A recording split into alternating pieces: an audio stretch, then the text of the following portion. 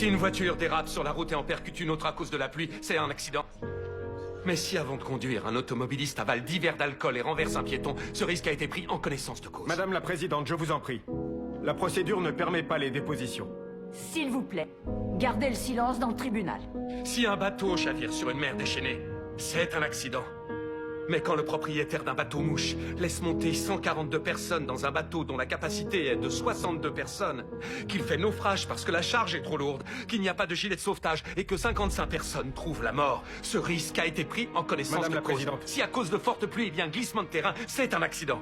Mais quand un responsable fait construire un restaurant sur le chemin du barrage de Brumadinho, en sachant qu'il était sur le chemin du barrage, que le barrage rompt et que tous les clients du restaurant sont tués, ce risque... Je vous en prie, Madame la Présidente, les dépositions ne sont pas Si l'un des autorisées. dirigeants du Flamingo reçoit un rapport qui l'alerte sur un tableau électrique défectueux qui présente un risque élevé dans un container et l'emploie quand même pour héberger de jeunes joueurs pendant la nuit, si à cause d'un court-circuit le container prend feu et que 10 de ces jeunes meurent, ce risque a été pris en connaissance de Notre cause. législation ne permet pas de faire ce type de déposition devant cette cour. Je refuse de censurer un père, comme l'a fait le ministère public.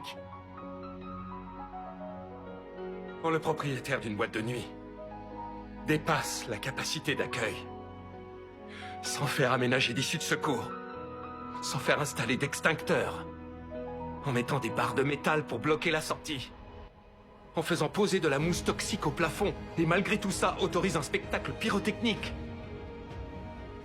Ou quand le membre d'un groupe de musique commande des feux d'artifice prévus pour l'extérieur parce que c'est moins cher, les utilise à l'intérieur, voit que le plafond est en train de prendre feu et alors qu'il tient le micro dans la main, ne prévient personne de ce qui est en train de se passer.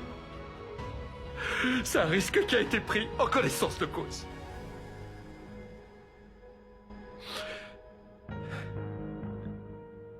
La véritable question n'est pas de savoir si les 4 prévenus sont coupables des faits qui leur sont reprochés.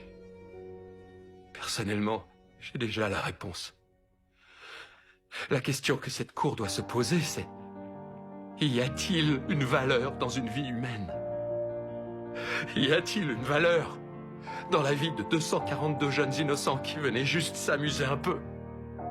Y a-t-il une valeur dans la peine éprouvée par leurs familles et leurs amis proches qui, depuis plus de si longues années, se battent pour obtenir justice?